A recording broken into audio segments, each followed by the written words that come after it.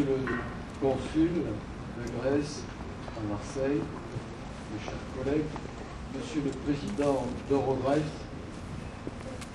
tous nos amis grecs ici présents, le 25 mars 1821 marque le soulèvement du peuple grec contre l'oppression ottomane. 25 mars 1821.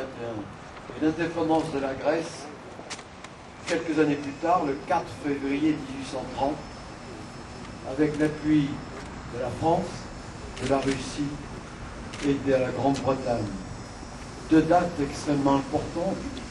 Je sais qu'il y a une autre date importante pour le peuple grec qui remonte à octobre 40, mais là nous sommes le 25 mars, fête nationale de la Grèce. Tout l'honneur est pour la ville de Montpellier de recevoir la colonie grecque, monsieur le maire, monsieur le consul, dans ce quartier qui vit de l'amour de Montpellier pour la Grèce. L'ambiance est grecque, l'agora se sent partout. Coraïs est le symbole de cette indépendance grecque. Vous savez qu'il a été imprégné de l'esprit des Lumières qui est né en France. Imprégné de cet esprit des Lumières, il est venu faire ses études de médecine à Montpellier. Ça a été évoqué par monsieur le président d'Eurogrèce. Et en tant que doyen honoraire de la faculté de médecine, je ne peux être que ému par cette trace de l'histoire. Ensuite, il s'est plutôt dirigé vers l'édition, vers la rénovation de langue grecque pour la rendre plus adaptée au monde de l'époque, dans toute une série de traductions, mais tout le temps il a su maintenir cet amour fort pour son pays. Il a soutenu ce mouvement vers l'indépendance, imprégné, je le disais, de l'esprit des Lumières. Il a en particulier signalé qu'il ne pouvait pas y avoir de liberté sans instruction. Pas de liberté sans instruction, pas de liberté sans éducation. La liberté politique, la liberté individuelle est basée sur l'instruction. Et à mon sens, c'est en tout cas pour moi, le message fort de Coraïs, c'est celui-ci. Pas de liberté sans instruction. Et donc nous sommes ici pour témoigner de l'admiration que nous avons pour Coraïs en ce jour anniversaire de l'indépendance de la Grèce, premier soulèvement contre l'oppression ottomane. Très content d'être ici avec vous, très fier qu'il y ait une délégation de Ptolémaïda soit là, présente, des jeunes, des moins jeunes, un ancien étudiant de Montpellier. En 1975, j'étais moi-même étudiant, interne en médecine. Voilà comment sont les peuples de l'Europe. Nous sommes ensemble avec un vrai but, qui est celui de la démocratie. Merci. À présent, accueillons M. Andrelis Alexandridis, consul général de Brest. Monsieur l'adjoint au maire, Monsieur le maire de Maïda, Monsieur Anastasios, cher ami grec et Hélène, demande votre compréhension. À Marseille, je suis fameux pour mes mauvais discours.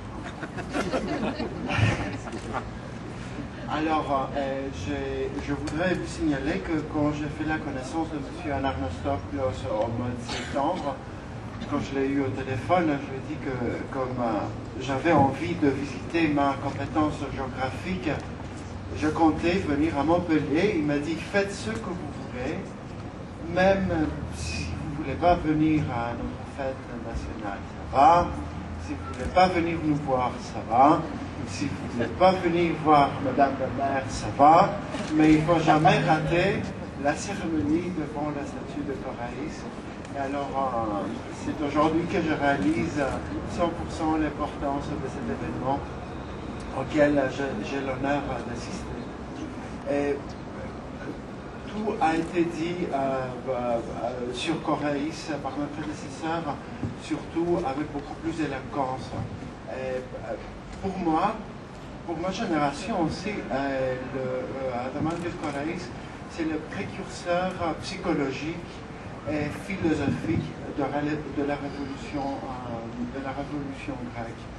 Et pour ceux qui ne connaissent pas l'histoire hellénique, il faut signaler que une occupation de 4 siècles de l'Empire ottoman a dépourvu la Grèce de toute la renaissance des lettres et des arts qu'a eu le reste de l'Europe.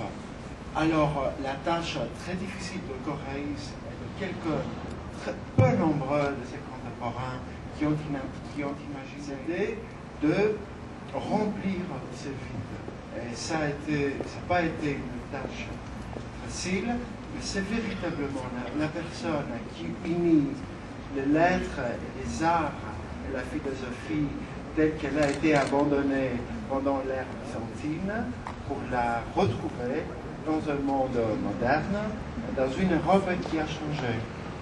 C'est pour cette raison que c'est très important, et c'est ici à Montpellier qu'on le fait, que, sauf les batailles, il faut aussi, pour fêter, la préparation philosophique, ce qui est Korais. Mis à part ça, je suis très honoré de faire la connaissance du maire de Stélémaïde. Et surtout, ça, je vous le dis, ce n'est pas un grand phénomène, un maire grec qui parle très bien le français. Mais il a ses connexions avec Montpellier quand même. Et l'autre présence qui nous honore aussi, c'est l'association de la séminaire. Et vous savez, rien n'est accidentel dans ce monde.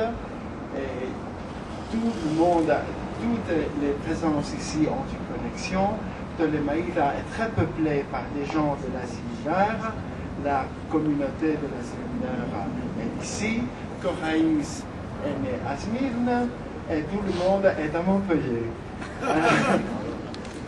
Je voudrais surtout remercier la mairie, Madame le maire, et tous les adjoints et tout le personnel de la mairie pour nous offrir ça et pour vous remercier parce que je ne peux pas imaginer que le regard de la statue de Korais aurait pu avoir une meilleure vue. Merci beaucoup. Nous allons procéder à présent au dépôt du gel.